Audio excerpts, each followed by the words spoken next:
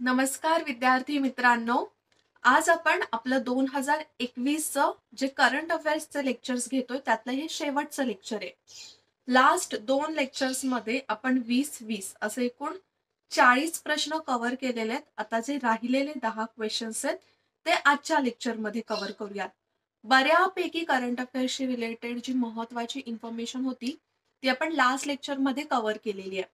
आता या लेक्चरमध्ये ना तसे तर 10च प्रश्न होणार आहेत, पण खूप महत्त्वाचे असणार आहेत.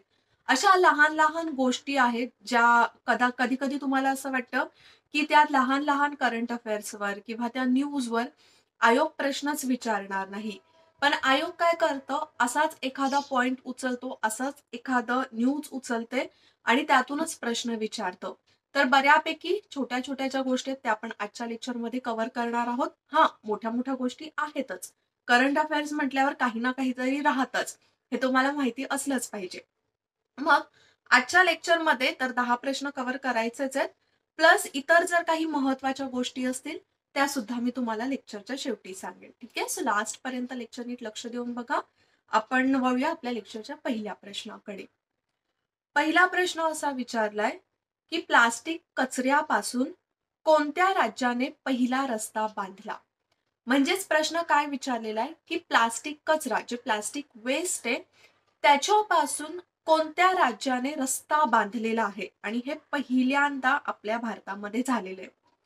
तुम्हाला याचं उत्तर सांगण्याआधी ना एक गोष्ट सांगेल, की आपल्या महाराष्ट्रामध्ये जे ॲश असतं, तर ॲश पासून सुद्धा रस्ता बांधण्यात आलेला काही वर्षांपूर्वी आणि त्याच पद्धतीने दुसऱ्या राज्यांनी सुद्धा त्याला फॉलो करावं, असं स्वतः केंद्र शासनाने सुद्धा सांगितलेलं.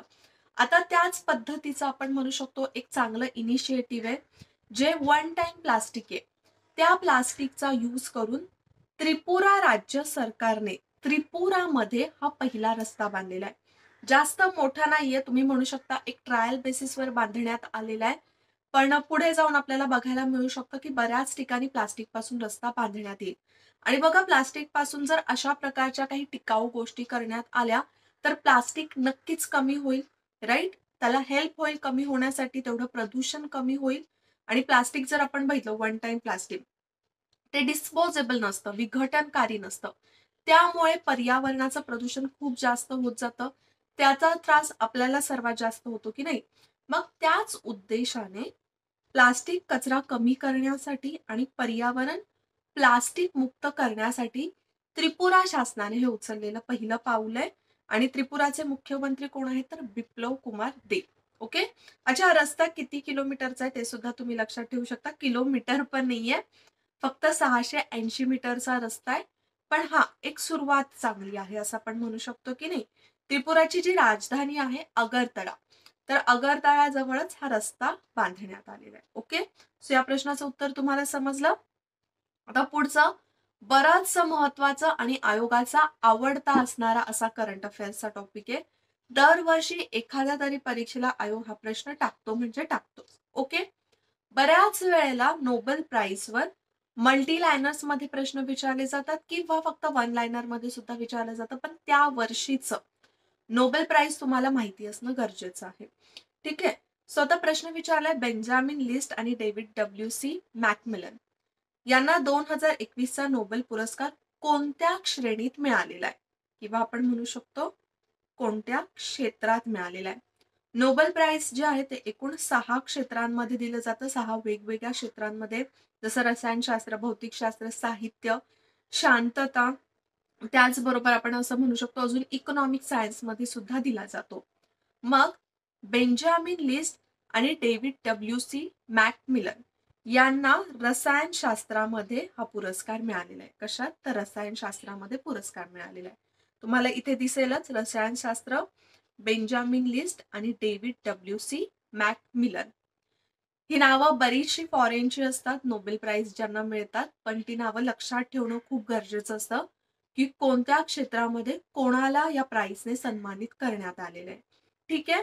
त्याचबरोबर भौतिकशास्त्रामध्ये म्हणजेच फिजिक्समध्ये स्युक्रो मनाबे, क्लॉस हॅसेलमॅन आणि जॉर्जिओ पॅरसी, तर या तिघांना हा पुरस्कार देण्यात आलेला आहे. आता तुम्ही म्हणाल मॅम एकत्र एवढ्या जणांना पुरस्कार देण्यात येतो, कितीही जणांना देता येतो का मग? तर नाही, मॅक्झिमम 3 जणांमध्ये हा पुरस्कार एकत्र वाटून दिला जातो एका वर्षी. ठीक आहे, 3 पेक्षा जास्त नाही, 1, 2 किंवा तिघ. ठीक आहे, जसं इथे बघाल तिघांना दिलाय, रसायनशास्त्रांमध्ये दोघांना देण्यात आलेला आहे. त्यानंतर मेडिसिन मध्ये डेव्हिड जुलियस आणि ऑर्डेम पेटापोटियम. ठीक आहे, सो ही नावं लक्षात ठेवा. नक्कीच कठीण आहे, पण लक्षात तर ठेवावीच लागतील. ओके. अच्छा, हा जो पुरस्कार आहे तो कोणामार्फत किंवा कसा दिला जातो ते सुद्धा माहित असणं गरजेचं आहे. आधी आपण बाकीचं सगळं बघून घेऊया. त्याचबरोबर साहित्यामध्ये म्हणजेच लिटररीमध्ये अब्दुल रजाक गुरनाह यांना देण्यात आलेला आहे. त्यानंतर शांततामध्ये दोघांना देण्यात आलेला आहे. एक म्हणजे मारिया रेसा आणि दिमित्री आंद्रेविच मुराटो. नाव लक्षात ठेवा, फक्त दिमित्री लक्षात ठेवलं तरी चालेल, आणि मारिया रेसा यांना शांतते संबंधित, बघा नेहमी ना दरवर्षी शांतते संबंधित जो पुरस्कार आहे तो नेहमीच फेमस होतो. आता हा जो पुरस्कार त्यांना मिळालेला आहे तो त्यांनी राईट टू एक्सप्रेशन, काय तर राईट टू एक्सप्रेशन यासाठी, म्हणजेच या आपल्या हक्कासाठी लढण्यासाठी खूप जास्त कामगिरी केलेली आहे, त्यामुळे त्यांना हा पुरस्कार देण्यात आलेला आहे.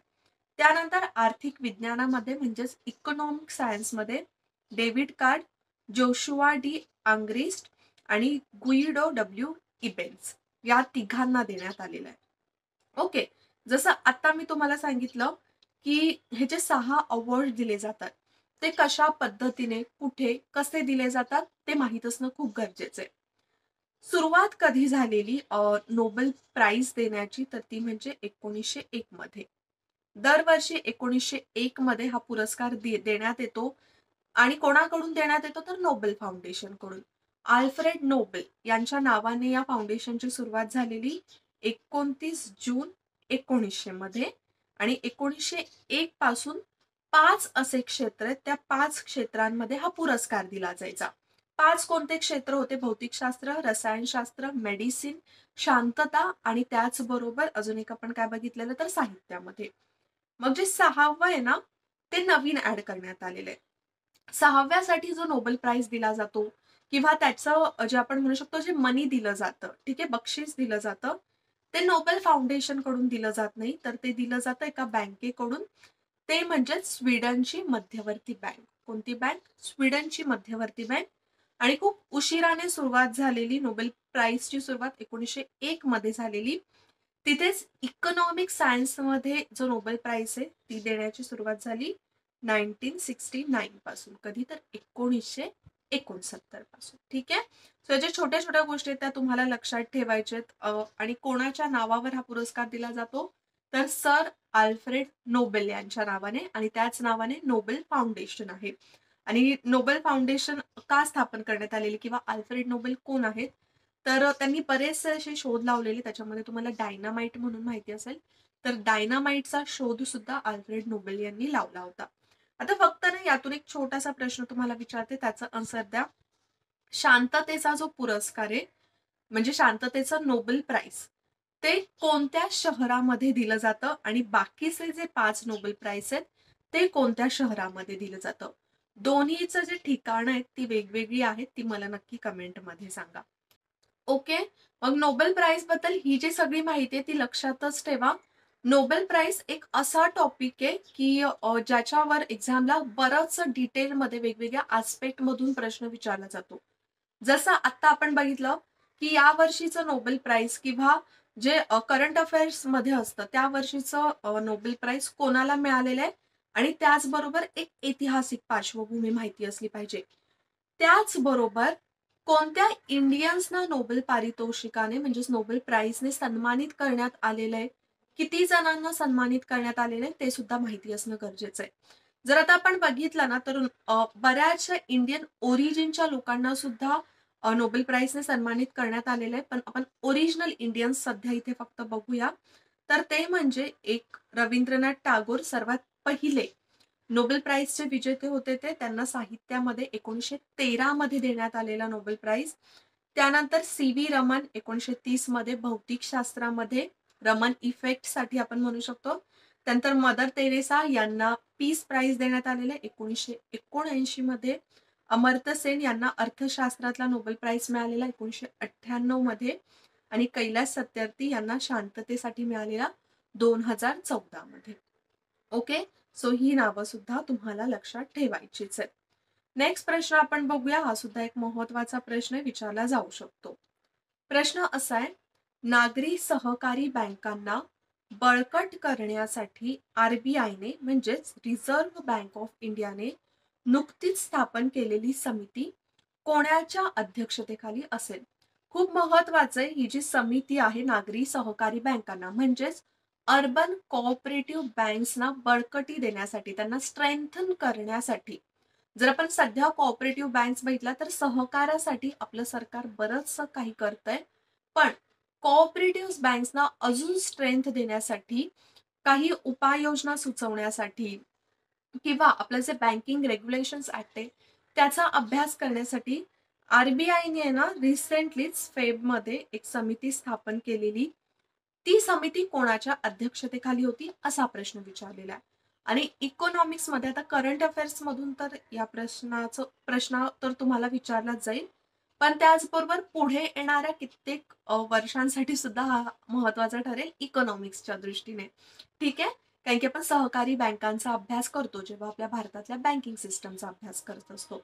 मग ऑप्शन मध्ये दिले आपल्याला M K Jain, N S Vishwanathan, M R Rao, T Ravishankar. तर आपल्या आरबीआयचे डेप्युटी गव्हर्नर होते ते म्हणजेच एम एस विश्वनाथन यांच्या अध्यक्षतेखाली ही समिती स्थापन करण्यात आलेली आणि या समितीने त्यांचा अहवाल सुद्धा सादर केलेला आहे. सो या हे पॉइंट्स लक्षात ठेवा. युसीबी म्हणजेच काय तर अर्बन कोऑपरेटिव्ह बँक्स. आता आपण अर्बन कोऑपरेटिव्ह बँक्स बघितले तर त्यांच्या कर्जदारांची संख्या सध्या आपल्या देशामध्ये 67 लाख एवढी आहे. आणि याच वर्षी फेब्रुवारीमध्ये माजी deputy governor N S Vishwanathan यांच्या अध्यक्षतेखाली सहकारी बँकांवरील तज्ज्ञांची ही समिती स्थापन करण्यात आलेली.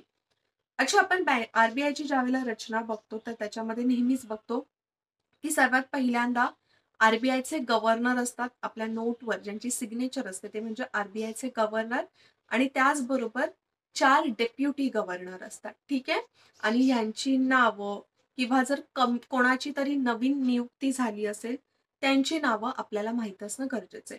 सो सध्या आरबीआयचे जे गव्हर्नर आहेत ते आहेत शशिकांत दास. ओके, आणि त्यानंतर आपण बघितलं डेप्युटी गव्हर्नर आहेत M K Jain, M D Patra, M R Rao आणि टी रविशंकर. ठीक आहे, सो ही नावं तुम्हाला लक्षात ठेवायचीच आहेत. नेक्स्ट प्रश्नाकडे वळूया. भारतातील पहिला समुद्राखालील बोगदा कोणत्या शहरात बांधला जाणार आहे? तसं तर एकदम सिंपल या प्रश्नाचं उत्तर आहे ते म्हणजे मुंबईमध्ये. मुंबईमध्ये पहिल्यांदा अंडर सी एक बोगदा म्हणजे टनल बांधण्यात येणार आहे. आता ह्या टनलचं वैशिष्ट्य काय तर तुम्हाला सगळ्यांना एक गोष्ट माहिती असली पाहिजे की मुंबईमध्ये एक कोस्टल रोड प्रकल्प बांधण्यात येतोय. बराचसा मोठा हा कोस्टल रोड असणार आहे.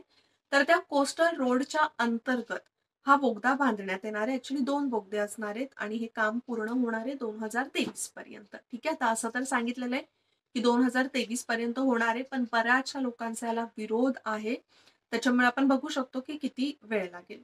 ठीक आहे, तर या बोगद्याची जी लांबी आहे ती असणार आहे 2.007 किलोमीटर आणि 1 किलोमीटरचा भाग जो आहे तो समुद्राखाली असणार आहे. ठीक आहे, म्हणजे बोगदा पूर्ण 2.7 असणार आहे, पण 1 किलोमीटरचा भाग हा समुद्राखाली असणार आहे. जर आपण पूर्ण कोस्टल रोडचं डिस्टन्स बघितलं तर ते असणार आहे 10.58 किलोमीटर मरीन ड्राईव्ह पासून तर ते बँड्रा वर्ली सीलिंग जे आहे तिथपर्यंत असणार. ठीक आहे, सो या छोट्या छोट्या गोष्टी त्या सुद्धा लक्षात ठेवू शकता. ओके, पुढे आहे भारतातील पहिले कृषी निर्यात सुविधा केंद्र कोणत्या शहरात सुरू करण्यात आलेले? हे खूप इम्पॉर्टंट आहे बरं या गोष्टी. जसं कोस्टल रोड म्हणा किंवा असं एखादं निर्यात क्षेत्र म्हणा, कृषी निर्यात क्षेत्र स्थापन करण्यात आलेले आहे. याचा अर्थ काय की कृषीची निर्यात सुलभ व्हावी, सोयीस्कर व्हावी, त्याच्यासाठी हे क्षेत्र सुरू करण्यात आलेले आहे. त्यामुळे यावर नक्कीच प्रश्न विचारला जाऊ शकतो. मग हे जे क्षेत्र आहे ते सर्वात पहिलं कृषी निर्यात सुविधा केंद्र हे पुण्याला स्थापन करण्यात आलेले. कुठे तर पुणा येथे. तर कोणाकोणाच्या मदतीने? Maharashtra chamber of commerce industry and agriculture म्हणजेच NCCIA नाव लक्षातच ठेवा. Maharashtra chamber of commerce, industry and agriculture यांनी national bank for agriculture and rural development म्हणजेच नाबार्ड. आता ॲग्रिकल्चर आलं तिथे नाबार्ड आलंच. ओके, कमेंटमध्ये मला सांगा की नाबार्डची स्थापना कोणत्या वर्षी करण्यात आलेली. ओके, तर यांच्या सहकार्याने पुण्यामध्ये भारतातील पहिलं कृषी निर्यात सुविधा केंद्र सुरू झालेलं आहे. आणि हे नवीन सुविधा केंद्र जे आहे ते कृषी क्षेत्रामध्ये जे निर्यात करतात, ओके, म्हणजे भारताबाहेर जे वस्तू पाठवतात, जो शेतमाल पाठवतात, तर त्यांच्यासाठी वन स्टॉप केंद्र म्हणून काम करेल आणि जागतिक मानांकानुसार या प्रदेशातून कृषी निर्यातीला चालना देईल. ठीक आहे, नेक्स्ट बघूया. प्रश्न आहे, हवेतून थेट कार्बन डायऑक्साईड मिळवू शकणारी जगातील सर्वात मोठं प्लांट कोणत्या राष्ट्रात कार्यरत झालेलं आहे. हे एक नवीन किंवा आपण म्हणू शकतो युनिक प्रोजेक्ट आहे, ज्यामध्ये काय होणार आहे की एक अशी मशिनरी आहे किंवा असं एक प्लांट आहे जे हवेमध्ये जे कार्बन डायऑक्साईड आहे ते डिरेक्टली खेचून घेतं. ठीक आहे, आता कार्बन डायऑक्साईड खेचून घेतलं याचाच अर्थ काय होणार आहे की वातावरणामधला कार्बन डायऑक्साईड कमी होणार आहे. ओके, म्हणजेच एक प्रकारे प्रदूषण कमी करण्याचा प्रयत्न आहे. त्यामुळे ही एक खूप चांगली गोष्ट आहे. तर असं पहिलं प्लांट कोणत्या देशामध्ये स्थापन करण्यात आलेलं आहे, तर ते म्हणजे आईसलँडमध्ये. कुठे, तर आईसलँडमध्ये. तुम्हाला इथे दिसत असेल अशा प्रकारचं बरंचसं मोठं प्लांट आहे जी काय काम करतं, तर हवेमध्ये जे कार्बन डायऑक्साईड आहे ते खेचून घेतं. ठीक आहे, पुढे आहे न्यायमूर्ती हिमा कोहली यांनी उच्च न्यायालयाच्या पहिल्या महिला मुख्य न्यायाधीश म्हणून शपथ घेतलेली आहे. सो हे सुद्धा बरंचसं इम्पॉर्टंट आहे. जर असं काही असेल निवड वगैरे तर त्यावर नक्कीच प्रश्न विचारला जातो. तर बॉम्बे हायकोर्ट, अलाहाबाद हायकोर्ट, तेलंगणा की आंध्र प्रदेश हायकोर्ट. त्याचे योग्य उत्तर आहे तेलंगणा हायकोर्ट. काय, तर तेलंगणा हायकोर्ट. मला इथे दिसत असतील या आहेत हिमा कोहली. 2021 मध्येच कोहली यांची तेलंगणा उच्च न्यायालयाच्या मुख्य न्यायाधीशपदी नियुक्ती करण्यात आली. आणि तेलंगणामध्ये फर्स्ट का असू शकतात, कारण की बघा आधी तेलंगणाचं जे हायकोर्ट आहे ते आंध्र प्रदेशमध्येच होतं. 2014 मध्ये तेलंगणा नवीन राज्य निर्माण झालं.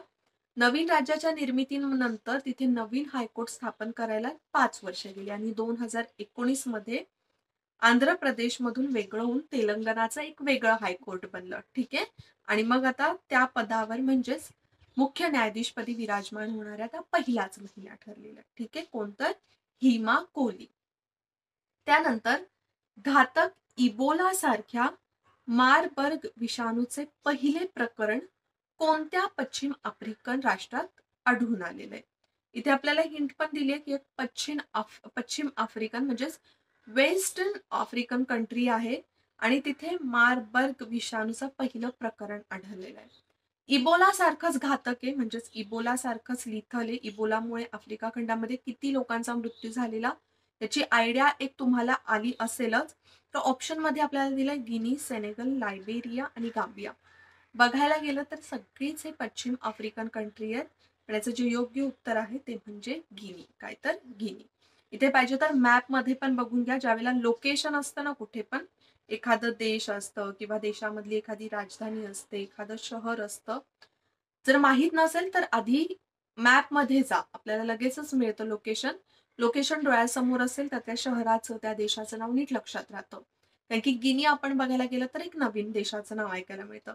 सो इथे हा पूर्ण आफ्रिका खंडाचा पश्चिमेकडचा भाग आहे. बघा तुम्हाला इथे दिसत असेल नायजेरिया, बेनिन, टागो, घाना, बुर्किनो फासो. ठीक आहे, आणि इथे एकदम पश्चिमेला आहे ते म्हणजे गिनी, आणि हे बाजूचे देश आहेत त्याचे सेनेगल वगैरे. ठीक आहे, सो हे नाव लक्षात ठेवा. जर आपण या व्हायरस बद्दल बघितलं, मारबर्ग विषाणू, जर समजा याची बाधा कोणाला झाली, हा व्हायरस कोणामध्ये गेला, तर खूप लिथल आहे. लिथल म्हणजेच काय, तर डेंजरस आहे, आणि याच्यामध्ये मृत्यूचे चान्सेस 88% आहेत. ठीक आहे, नेक्स्ट बघूया. फुमियो किशिदा यांची डॅश देशाचे नवे पंतप्रधान म्हणून निवड केली आहे. Very very very important. बघा तसं तर जगामध्ये वेगवेगळ्या देशांमध्ये काही ना काहीतरी कुठे ना कुठेतरी इलेक्शन्स होत असतात. नवीन जे आपण म्हणू शकतो राष्ट्राध्यक्ष आहेत, राष्ट्रपती, पंतप्रधान नियुक्त केले जातात. पण जर काही युनिकनेस असेल त्या गोष्टीमध्ये तरच आयोग प्रश्न विचारतो, किंवा भारताचा एकदम जवळचा मित्र असणारा देश असेल तर त्याच्यावर प्रश्न विचारतं. मग ऑप्शन्स मध्ये आपण बघितले तर तसे तर भारताचे या सगळ्याच देशांबरोबर चांगले संबंध आहेत. पण कधी कधी नावावरून सुद्धा ओळखत जा. फुमिओ असं नाव कुठे असू शकतं, तर ते म्हणजे जपान. तर जपानमध्ये जपानचे नवे पंतप्रधान यांची नियुक्ती केली गेलेली आहे, ते म्हणजेच फुमिओ किशिदा. जपानच्या संसदेने हे माजी परराष्ट्र मंत्री होते, त्यांची नियुक्ती पंतप्रधान म्हणून केलेली आणि ते जपानचे 100वे पंतप्रधान आहेत. ओके. त्यांच्या आधी होते योशिहिदे सुगा, हे नाव सुद्धा लक्षात ठेवा. आणि त्यांच्या आधी कोण होते तर शिंजो आबे, हे पण नाव लक्षात ठेवा. ठीक आहे. शिंजो आबे यांना आपण एका पद्म पुरस्काराने सुद्धा सन्मानित केलेले आहे. लास्ट लेक्चर मध्येच आपण बघितलेलं. तर कोणत्या पद्म पुरस्काराने, पद्मभूषण की पद्मविभूषण ने सन्मानित करण्यात आलेले ते मला कमेंटमध्ये सांगा. ओके. नेक्स्ट प्रश्न बघूया. तसा हा शेवटचा प्रश्न आहे, पण आपल्याला अजून काही छोट्या छोट्या गोष्टी त्या सुद्धा कव्हर करायच्यात. हा 10वा प्रश्न आहे. ठीक आहे. सो प्रश्न विचारलाय, पंतप्रधान श्री नरेंद्र मोदी यांनी महाभाऊ ब्रह्मपुत्रा या प्रकल्पाची पायाभरणी डॅश या राज्यात केली. बराचसा इम्पॉर्टंट असा हा प्रोजेक्ट आहे, बरंचसं इम्पॉर्टंट असं हे प्रकल्प आहे. इम्पॉर्टंट का आहे, कारण की या प्रकल्पामुळे आपण एक म्हणू शकतो जे नॉर्थ ईस्ट ईशान्येकडचे जे राज्य आहेत त्यांच्यामध्ये व्यापार सुलभता होणार आहे. त्यामुळे हा प्रोजेक्ट खूप महत्वाचा आहे. तर याची जी पहिली पायाभरणी आहे ती पंतप्रधान मोदी यांनी केलेली, तर ती केलेली आसाममध्ये. कुठे तर आसाममध्ये. बघा, पंतप्रधान श्री नरेंद्र मोदी यांनी 18 फेब्रुवारी 2021 मध्ये ही पायाभरणी केलेली व्हिडिओ कॉन्फरन्सिंगद्वारे. आता यामध्ये कोणकोणत्या गोष्टी येणार आहेत, म्हणजेच महाबाहू ब्रह्मपुत्रा. ब्रह्मपुत्रा आहे म्हणजे यावरून लक्षात ठेवायचं की ब्रह्मपुत्रा नदीजवळचा हा प्रोजेक्ट आहे किंवा ब्रह्मपुत्रा नदीवरचा प्रोजेक्ट आहे. पण नक्की हा प्रोजेक्ट काय आहे, तर या अंतर्गत ना रो पॅक्स जहाज कार्याचे उद्घाटन होणार आहे. म्हणजेच एक प्रकारे जे नदीतलं ट्रान्सपोर्टेशन असतं ना, त्याची सुरुवात होणार आहे ब्रह्मपुत्रा नदीमध्ये. कुठे कुठे तर नेमाती आणि माजुली बेट इथे. माजुली बेट आपण असं म्हणू शकतो की सर्वात मोठं एक इनलँड बेट आहे, नदीमधलं बेट आहे, राईट. त्यानंतर उत्तर गुवाहाटी आणि दक्षिण गुवाहाटी आणि धुबरी हातसिंगी मारी यांच्या दरम्यान या प्रकल्पाची सुरुवात करण्यात येणार आहे. आणि याचा उद्देश काय आहे, या प्रोजेक्टचा उद्देश काय आहे, तर भारताच्या पूर्वेकडील भागांना अखंड कनेक्टिव्हिटी प्रदान करणं आणि ब्रह्मपुत्रा नदी तसंच बराक नदीच्या आसपास राहणाऱ्या लोकांसाठी वेगवेगळे वेगवेगळे उपास लोकांसाठी वेगवेगळे विकास उपक्रम यांचा समावेश होणं. म्हणजेच बेसिकली पूर्वेकडचे जे राज्य आहेत त्यांच्या विकासासाठी प्रयत्न करणं हाच महत्वाचं उद्दिष्ट आहे. आपण बघितलं तर जेव्हापासून आपण जी पॉलिसी आहे, लुक ईस्ट पॉलिसी सुरू केलेली आहे, ऍक्ट ईस्ट पॉलिसी सुरू केलेली आहे, तर त्याच्यामध्ये आपण जास्त भर जो आहे तो पूर्वेकडच्या देशांकडे तर देतोच आहे, पण पूर्वेकडच्या देशांकडे जर आपल्याला लक्ष द्यायचंय व्यापारासाठी तर पूर्वेकडच्या राज्यांकडे पण लक्ष द्यावं लागेल. आणि बरेचसे इन्फ्रास्ट्रक्चरल डेव्हलपमेंटची जी कामं आहेत ती तिथे गेल्या काही वर्षांपासून करण्यात येतात. तर ती सुद्धा लक्षात ठेवा. बरेचसे ब्रिजेस वगैरे तिथे बांधण्यात आलेले आहेत. ओके. तसे पूर्ण आपले 50 प्रश्न कव्हर झालेले आहेत आता या 3 लेक्चर्स मध्ये. अजून काही छोट्या छोट्या गोष्टी आहेत त्या तुम्हाला पटकन सांगते, त्या लक्षात ठेवा. त्याच्यामध्ये असं काही जास्त डिटेलमध्ये जाण्याची गरज नाहीये म्हणून लगेचच सांगते. सो आपण बघितलं की जपानचे एक नवीन पंतप्रधान आले. त्याचप्रमाणे अजून एक देश आहे ते म्हणजे टांझानिया. काय तर टांझानिया इथे नवीन पंतप्रधान प्रेसिडेंट, ओके, प्रेसिडेंट म्हणजेच राष्ट्राध्यक्षांची नियुक्ती करण्यात आलेली आहे. ते नाव आहे ते म्हणजे सामिया, नाव लक्षात ठेवा, सामिया सुलुहू हसन. काय तर सामिया सुलुहू हसन. जे मी बोलते ते पाहिजे तर लिहून घ्या. तर या टांझानियाच्या प्रेसिडेंट झालेल्या आहेत. आता यामध्ये युनिकनेस काय आहे, तर टांझानियाच्या त्या पहिल्या महिला प्रेसिडेंट आहेत. काय आहेत, तर टांझानियाच्या पहिल्या महिला प्रेसिडेंट आहेत. ओके. त्याच्यानंतर अजून एका ठिकाणी नियुक्ती झालेली आहे अशीच एक, ते म्हणजे नजला बोडेन रामधानी. काय तर नजला बोर्डेन रामधाने यांची सुद्धा नियुक्ती करण्यात आलेली आहे. पहिल्या महिलाच पंतप्रधान आहेत, त्या म्हणजे ट्युनिशियाच्या. आता ज्या वेळेला तुम्हाला मी ही नावं सांगते त्यावेळेला तुम्ही स्वतःच थोडंसं सर्च करा की मॅपमध्ये हे देश कुठे आहेत. छोटी छोटी देश आहेत, पण पहिल्या महिला राष्ट्राध्यक्ष किंवा पहिल्या महिला पंतप्रधान झालेल्या तर त्यावर नक्कीच प्रश्न विचारला जाऊ शकतो. ठीक आहे. त्याचबरोबर एक खूप महत्वाची गोष्टच घडलेली आहे, ती म्हणजे आपल्या एका केंद्रशासित प्रदेशाच्या बाबतीत, ते म्हणजेच लक्षद्वीपच्या बाबतीत. काय तर लक्षद्वीपच्या बाबतीत ही काय न्यूज आहे, तर आपल्या भारतामध्ये लक्षद्वीप हे असं ठिकाण ठरलंय की ज्याला झिरो ट्युबरक्युलोसिस, म्हणजेच तुम्ही म्हणू शकता की ट्युबरक्युलोसिस म्हणजेच आपलं काय क्षयरोग, तर यालाच क्लिअर्ड एकदम डिक्लेअर करण्यात आलेलं आहे की क्षयरोग मुक्त, काय तर क्षयरोग मुक्त युनियन टेरिटरी. तर हा खूप एक इम्पॉर्टंट पॉइंट ठरतो.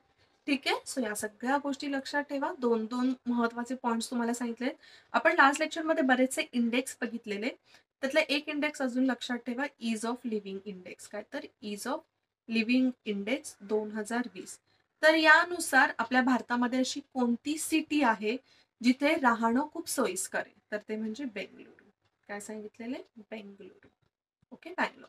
ओके. सो या गोष्टी सुद्धा लक्षात ठेवा, महत्वाच्या आहेत. ज्या काही प्रश्नांची उत्तरं मी तुम्हाला कमेंटमध्ये सांगायला सांगितले, जे काही प्रश्न मी तुम्हाला विचारलेले त्याचं आन्सर मला कमेंटमध्ये करा, कारण की बरेचसे महत्वाचे प्रश्न सुद्धा मी तुम्हाला विचारलेले आहेत. आता लेक्चरमध्ये इथेच थांबूया. पुन्हा भेटूया नेक्स्ट लेक्चरला. तोपर्यंत जय हिंद, जय महाराष्ट्र आणि थँक्यू.